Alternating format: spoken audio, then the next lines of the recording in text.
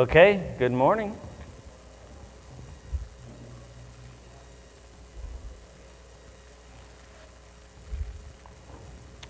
How is everybody?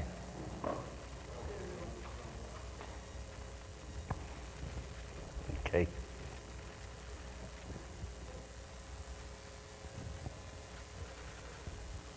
Morning.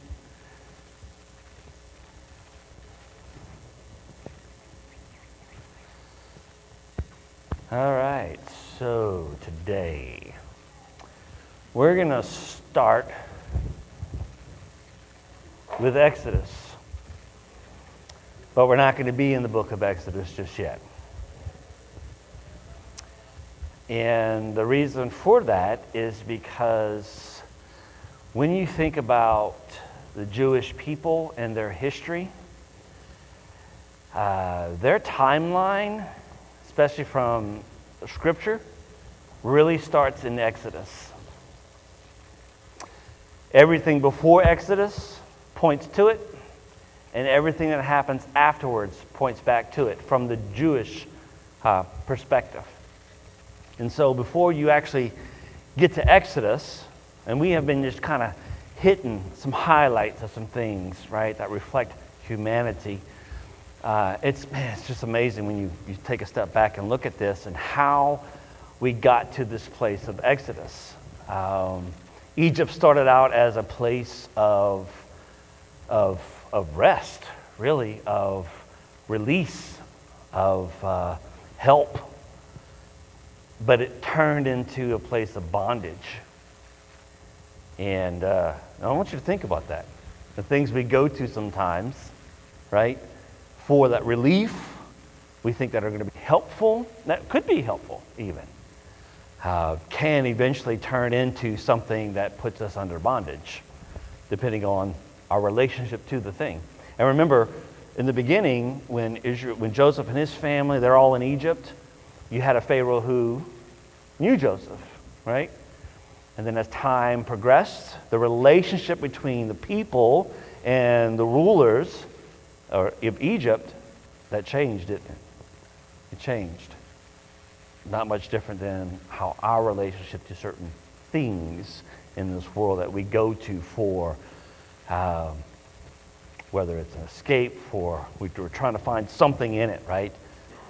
It could be a good thing, but our relationship to it eventually could change, and it could become something that brings bondage to us. So you see, man, it's just there's so much here. So much to talk about, so much that we could talk about. So as far as the biblical text, as I said, is concerned, Exodus is really where the Jewish people, Israel, if you will, where the story begins for the ancient Hebrews, okay? Everything points back to this. And I think some might say it's debatable, but I think the Exodus, the event, had a greater impact on them than anything else. Okay, and I think you see that. You see its influence on the laws and all the feasts, all these things that are memorialized for them over and over and over again. It's memorialized in their hearts, right? Constant reminders of it. Okay, but while Exodus is another fascinating narrative on its own, with many facets to explore, like we have up to this point. Before we jump into that, it's imperative for us to take a step back and look at how we got there, all right, through Genesis, and at the bigger picture to see how this is really a reflection for us as well. Because here's the thing, man, Exodus isn't just about the Hebrew people. It's not just about Israel.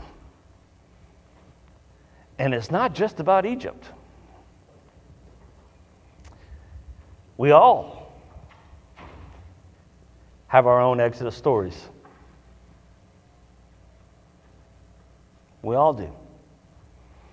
And there's a reason, it's no coincidence, that throughout the Old Testament especially, Egypt, what does it become a metaphor for? Anybody? Any clue? Bondage.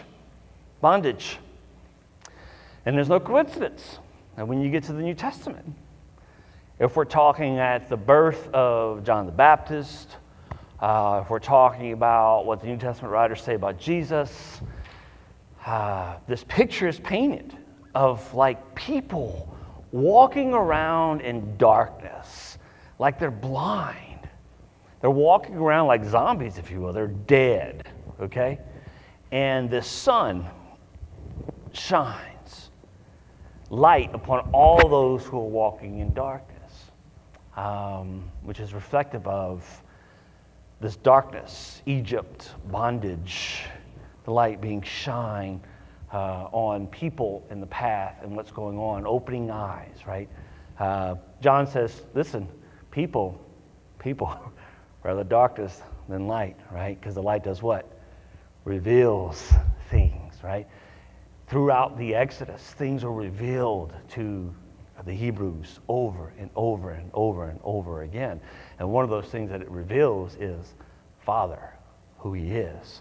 Laws over and over again. He says, you remember these things, for I am the Lord your God who freed you from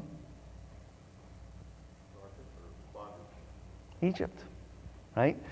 And so, again, the story is repeated as you get to the New Testament, okay?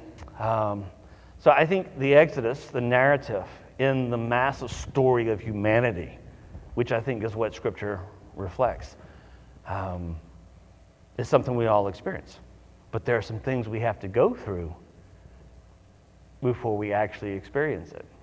And we've started highlighting a lot of those things. There's things that lead to an Exodus, okay? Go ahead. So one thing really interesting about human behavior is that as much as we hate bondage, you saw the Israelites clinging to bondage. Known bondage was more comfortable to them than the unknown. Yeah, man. They didn't trust God enough. Let's go back. Yeah, to bondage. yeah, At least for yeah, food there. yeah. Strange. That's good, because even in our modern day scientific or science-driven, right, era, which isn't a bad thing, we know, not only through experience, we know from working with people, whether it's ourselves or the people around us who struggle with overcoming things. It doesn't matter what it is. Who struggle with whatever it is that they're facing. Oftentimes, the power of bondage is way stronger, right, for people than the opportunity for freedom. That's why people will stay in abusive relationships. You get out, but constantly go back. And we can give example after example. Why we continuously, oftentimes, go back to things that aren't helpful and aren't good for us in the long run. And even when we know it, they're not, we find ourselves back there, right? Which demonstrates the power that whatever it is, the grip it can have on us. Okay? Oh, there's so much here. And I love it because when you read, we understand psychology, we understand how we work, how we function, how our brain, neuroscience, all these things. We put all this together with all our smart people, right? And you go back to the scriptures and you read these narratives, it's what you see in front of you. It's right there. It's right there. I love it. Okay, so I'm babbling on here. So the book of Genesis, when you look at Scripture, is like a prologue to Exodus. It's how did we get to Egypt? Okay? How did we get to Egypt? So let's go back. Genesis 1 and 2, right? Genesis chapter 1, chapter 2. Eventually we'll be in Genesis 42, if you want to kind of put your finger there. Genesis 1 and 2. People are in this relationship with God, right? God, who is pure love, right? There's this picture of unselfish love, and human hearts are not divided, are they? Genesis chapter 1 and chapter 2. They're not, are they? No. I mean, there's a reason why anytime we talk about things, we're always talking about things in light of trying to go back to, if you will, this scenario scenario that we see in Scripture, right? Then you have Genesis chapter 3 through chapter 6. People become driven by ego, self-love, and there is all of a sudden murder and betrayal, and thoughts are evil only, all the time, right? So we're talking about from Cain and Abel to Noah and so forth, and it's a picture of man's heart being divided, at the very least, okay? Then Genesis chapter 7 moving forward, while man's heart is divided, where's God? Where's God in all this? He is in pursuit. He is in pursuit. In pursuit. I do this thing sometimes. Well, never mind, sorry. He's in pursuit. And it shows us over and over and over again in the biblical text, God is in pursuit. Even through all the mess, all the junk, all the things that would make all of us say at some point, I'm done. God stays in pursuit, okay?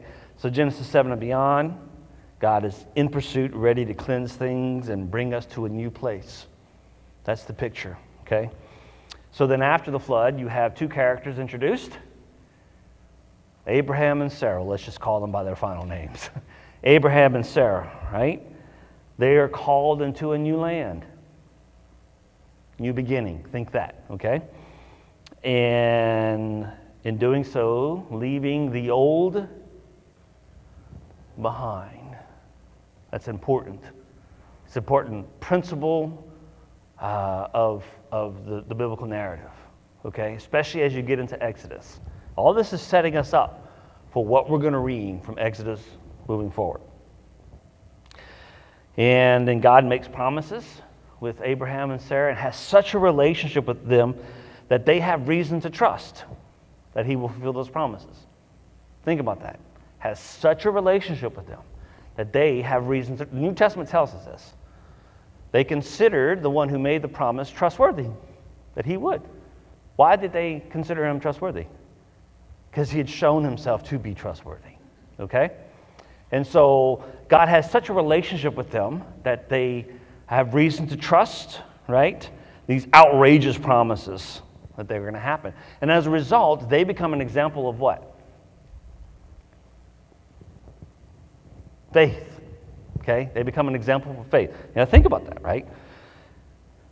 And what you see moving forward, well, what you've seen from Genesis, but especially moving forward, right, is God's continued pursuit of us through, think all these narratives that we've even covered, weaknesses and failures, right? There's no sugarcoating things, is there?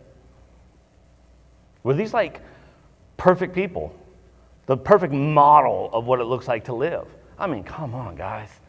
When you read some of these stories, that they don't read like child stories, do they? There's some pretty horrific stuff in here when you really sit with it. And so there's no sugarcoating this, which, man, that says a lot right there. So there's no sugarcoating things. There's still deceitfulness and betrayal and selfishness and all these hurtful tendencies, right? Flaws that we see throughout these characters. But all of these are great representations, I think, of, well, our own tendencies as humans, okay? And all of this brokenness that we're talking about, they're represented in all the characters of these people that we kind of look up to. Or they're like major characters in this great story. It's an epic, okay? Think about it. Genesis 12, Abraham and Sarah. You see, you see the tendencies here. You see the brokenness, the failure. You see all this stuff, right? You see it in Genesis chapter 12 with Abraham and Sarah. In Egypt, they found themselves in Egypt again. And what do? What do? They lie to Pharaoh. And what you find is that Abraham, he's pretty self-centered guy. It reflects that in the story. Okay? And he's willing to put his wife in this situation. And granted, she goes along with it. And there's a lot of cultural factors that involve, and we could talk about all that, but let's just kind of keep it simple here, right? What is that a reflection of? The very thing that we've been talking about this whole time, right? Go to Genesis 16. The situation, God made these promises, but Abraham and Sarah, they struggled. Let's not sugarcoat it. They struggled. Why else would she say, well, take my servant and impregnate her? And he does. And then how do they treat them? What happens? What happens? Abraham's wife, Sarah, has second thoughts about it after it happened, didn't she? She struggled with that to the point she was like, just we want to ignore, man, it's so good. We want to ignore the problems that we cause, the decisions that we make, the mess that we make of things, and just out of sight, out of mind, right? Get her away. Send her away. You see it in Genesis 20. Abraham lies to Abimelech about Sarah being his sister. So he does it twice. Does it again, right? You see it in Genesis 25 through 31, which we just finished talking about, Jacob and Esau. Esau wasn't such a bad guy, now was he? You see it over and over again in the things that Jacob does. This is so good. The wrestling with God thing, you guys familiar with that situation? The wrestling, like that is a depiction of Jacob's whole life. He's wrestling with God. With all these decisions and all these things that he's doing, right? He's wrestling with God over and over and over again. So anyways, let's move on. Genesis 34 beyond, over and over again. Again, weaknesses and failures and deceitfulness and betrayal and ego and self-love. Genesis 34, Jacob's daughter Dinah, she's raped. His sons take revenge. That whole situation, it's like, what happened? What's going on here? Genesis 35. Jacob's household still has idols in the midst of, they're still, you see it again, Genesis 35, during Genesis 37. You see it how young Joseph treated his brothers and how his brothers ultimately treated him. See it? Genesis 38, Judah. You see it in what Judah did with his daughter-in-law. You guys remember that situation? Tamar, wife of his firstborn. Remember that? What in the world, right? Man, Me Too movement would have a heyday with this. Think about it. You see it, man, Genesis 39, Potiphar's wife. Perfect reflection, I think, okay, of what we do, or what we're willing to do when we want to get what we want. The lengths through which we were willing to go to get what we want, and then when we don't get it, what we're willing to do. Man, that's everybody, right? I mean, you see that throughout man. So I think it reflects human weaknesses and our failings. And here's the kicker right here, right? The narratives, all these narratives take us through this display, if you will, of human weaknesses, of failings, of betrayal, of treachery. And then suddenly, man, you got to think about it. You're going through these narratives. Why? Things kind of slow down with Abraham for a reason. Okay? For a reason. The father, he's Israel, father of the Hebrew people. But you go from one situation to the next, to the next, to the next. And all these things that we've just kind of laid out, it's like, man, now I'm not saying there wasn't some good things that happened in there. Because there were. God was at work in all of this. Okay? Working behind the scenes, working through even the choices and decisions that we make. So there's still good things that are happening. But looking at this just simply from a human perspective, this is what's all on display. Okay? And then suddenly the narrative switches from all these, and again, the failures and all that are a part of the narrative, no question about it. But there's something that is on display at this point more than anything else. Anybody want to take a guess? When you get to Genesis, when you get to Joseph, you get to his family, you get to Genesis 42, what do you see? Desperation, suffering. Suffering. So the narrative switches to desperation and suffering, and there even is this sense of hopelessness. Okay? Now, don't overlook this. Okay? The famine that takes place that ultimately leads the children of Israel in Egypt, okay? That point of desperation, of suffering, desperation and hopelessness is exactly what, all these depictions of our tendencies, the failures, the weaknesses, the things that we do, the decisions we make when self-centeredness and ego is on display can lead to what? Bondage. And in bondage there is desperation, suffering, feeling of hopelessness. You guys see that? Like these aren't just a bunch of stories just kind of thrown in there to say, here's our heritage. It's like, no. There's a bigger picture being painted here, okay? And I want us to see that. So this is not by coincidence, okay? Genesis 42. There is a famine that leads Joseph's brothers to Egypt. And what we learn in this section of Scripture is that all along, who's at work? Behind it all, God, right? God. He's behind the scenes, even in the midst of our arrogance, right? And our envy and our betrayal. Where's God? He's right there. He's right there. Right there. God is not limited by what we do or what we fail to do. We're going to talk about that this morning, by the way. God is not limited by what we do or what we fail to do. He's not us. But oftentimes we limit Him because we project ourselves onto Him.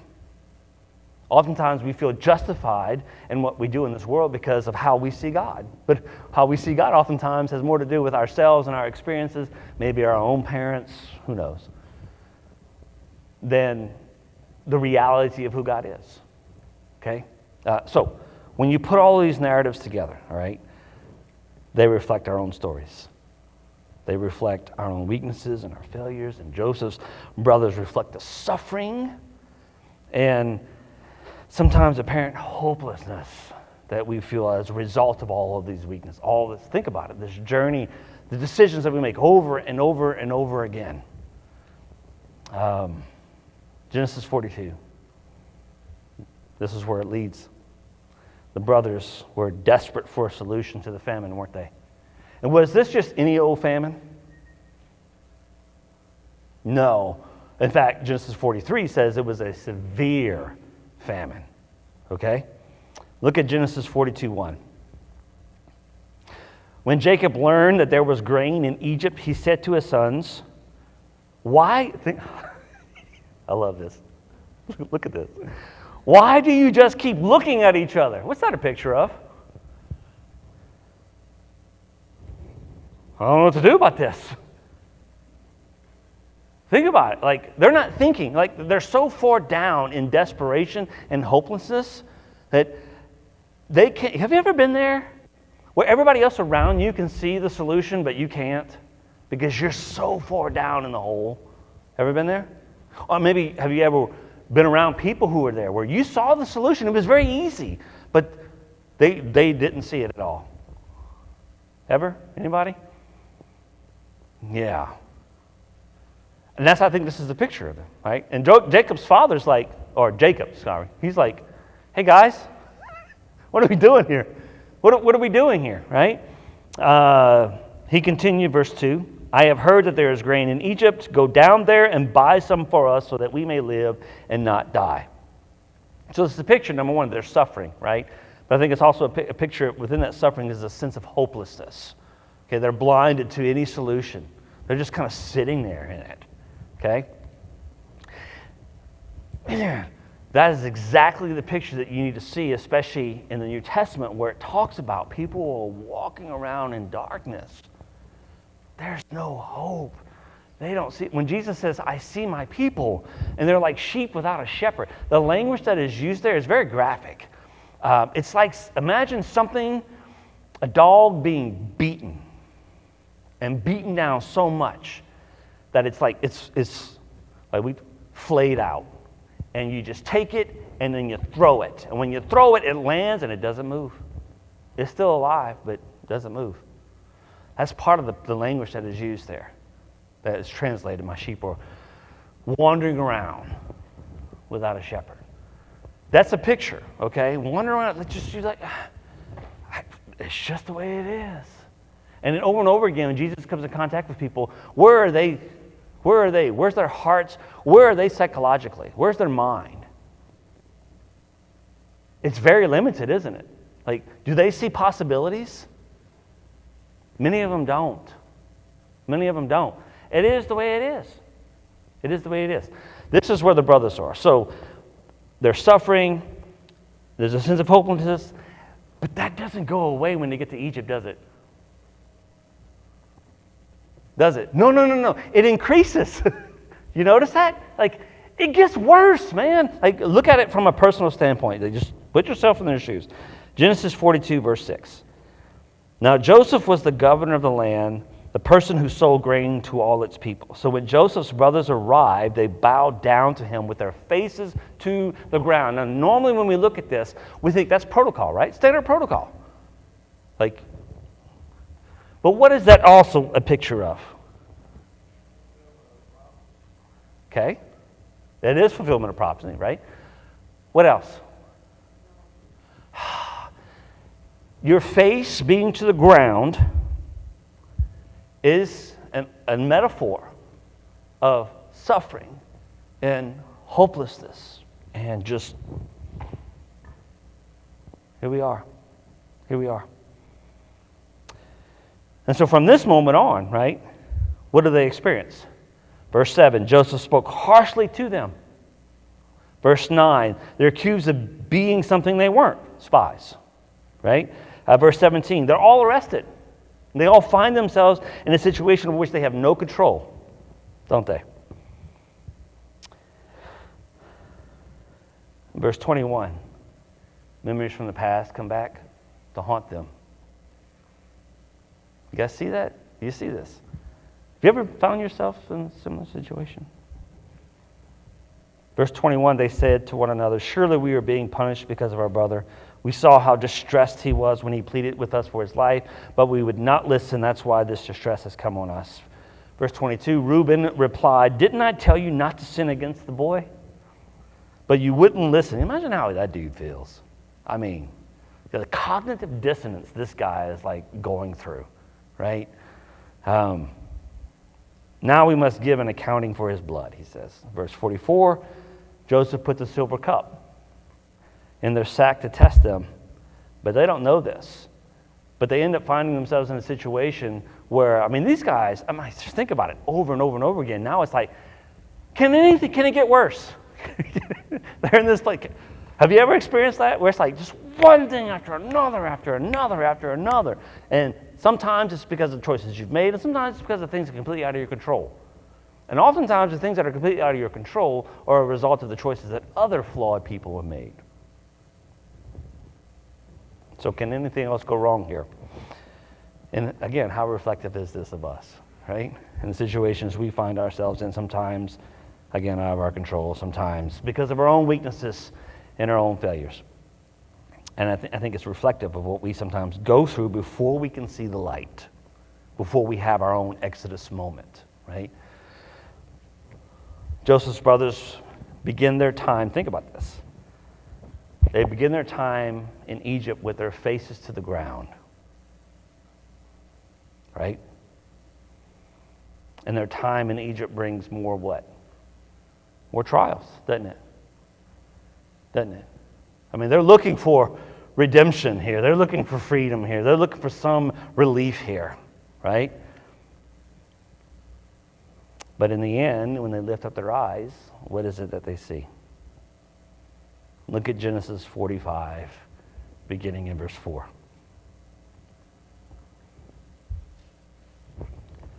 Then Joseph said to his brothers, "Come close to me." When they had done so, he said, "I am your brother Joseph, the one you sold into Egypt." Could you imagine that moment? Do you imagine that moment? It reminds me of those moments where when things are, man, it's like a moment of clarity.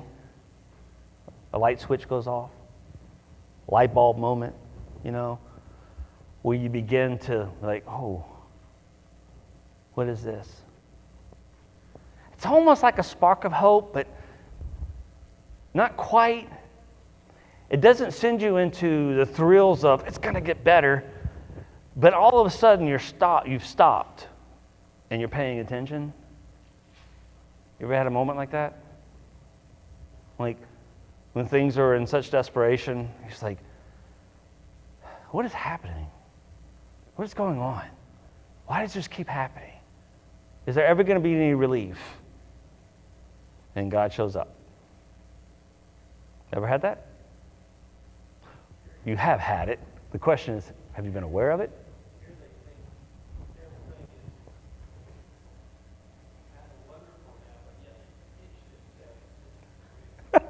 Right, yeah. Right? You ever been aware of that? Okay?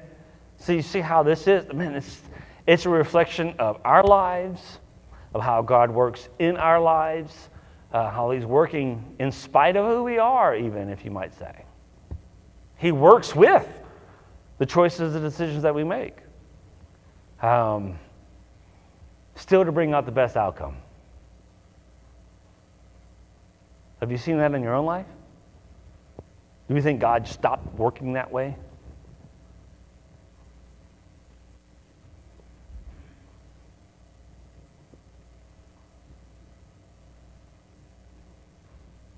Think about that. Think about it. Look what else he says.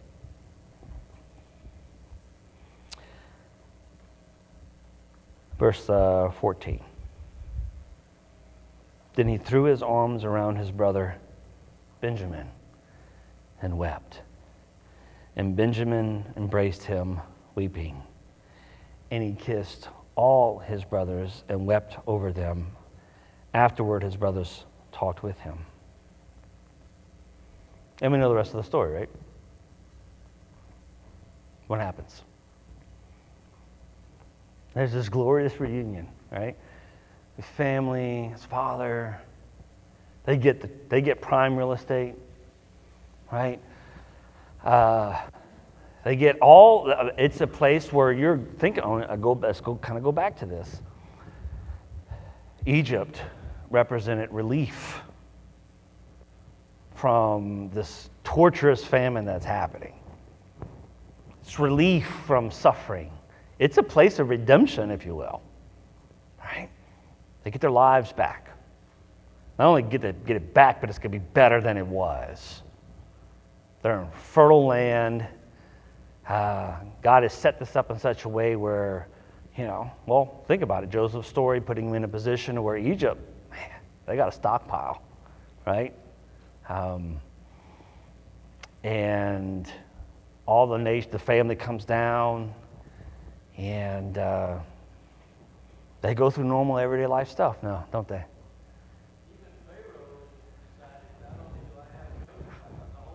Come on now. Right? Right? So this is a good thing, right? It's a good thing. It's a good thing. So much so that, over time, what happens to the family? It grows, and it ultimately ends up being like this nation inside of a nation. Right? Right? But also things begin to change, don't they? They begin to change. What happens? What caused things to shift? To what a point where Exodus is known for what it's known for. And Egypt becomes a metaphor for bondage. What happened? Got a new Pharaoh. Got a new, and he. What did the Bible say about him and his relationship with the Hebrews? He just saw that as an asset. You're making me money here. He looked at him completely different, didn't he? Yeah. And it's interesting because Scripture says, Pharaoh who did not know Joseph. Ooh, you can sit with that for a little while. Power of relationships, right? Like, you know, of course we don't know, but let's just imagine this Pharaoh that knew Joseph and has benefited from Joseph and the relationship that they had. I mean, he puts this guy as high up as he can take him, right?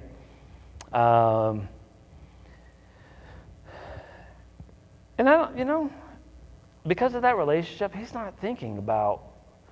I don't think he's thinking about maybe the trade-offs, what he could get from this, or how do we set this up in such a way where we keep them at bay. He doesn't seem to be concerned about the consequences that this might have, right? Or the idea that, wow, this family could actually grow into being as big as another nation.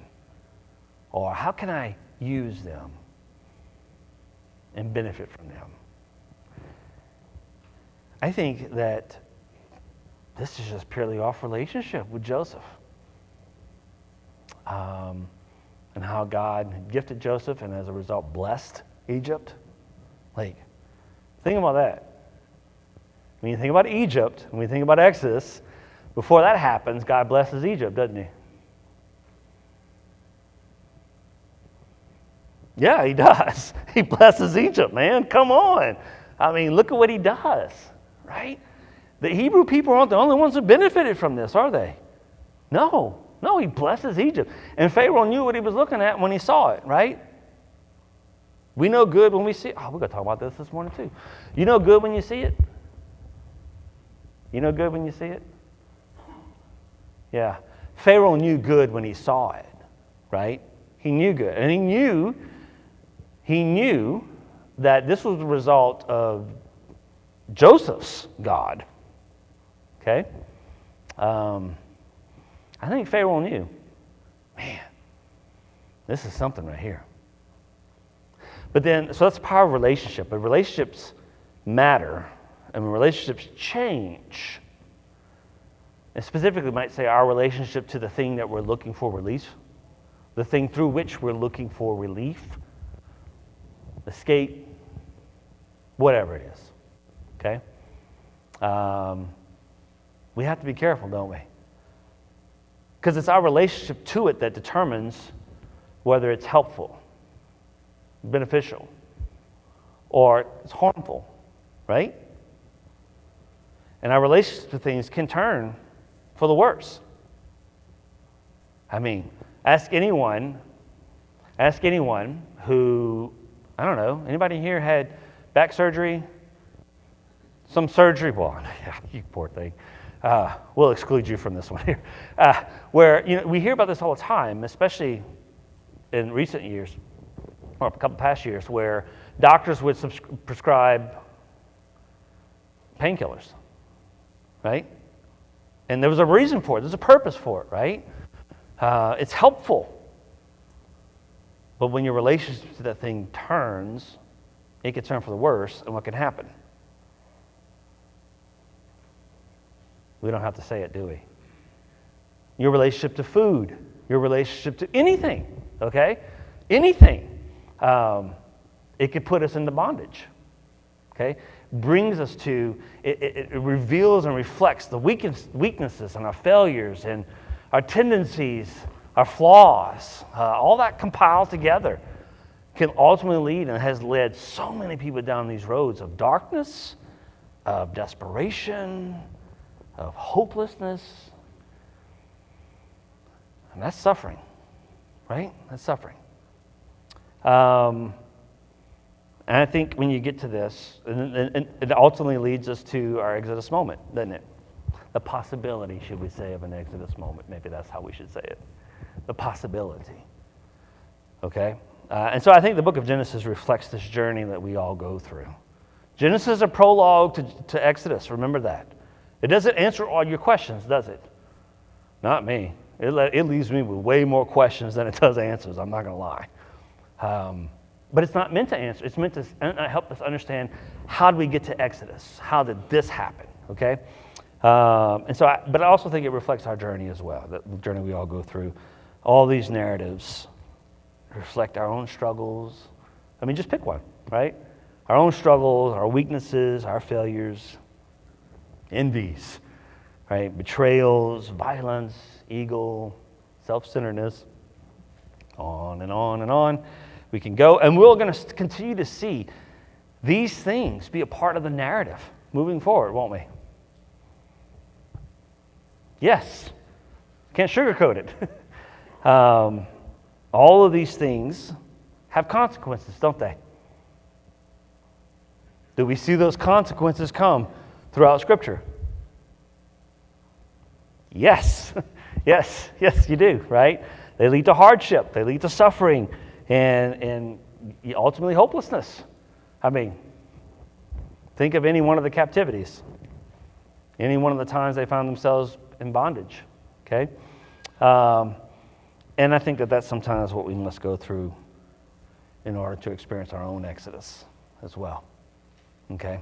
And in this way, Genesis takes us to Exodus, and it helps us understand, okay, what leads to that moment. Any questions? I actually have like 2 or 3 minutes. 2 minutes. I know this is way less of an interactive thing, but I wanted you to understand, okay, when you take a step back and look at the larger picture, there's a massive story being told here. And it goes way beyond just Genesis 1, Genesis 2, Genesis 3. Genesis itself has a place in this narrative as a prologue to Exodus, and everything that happens after Exodus constantly points back to it. And I would say it does that throughout the whole New Testament as well. Questions, comments, reservations?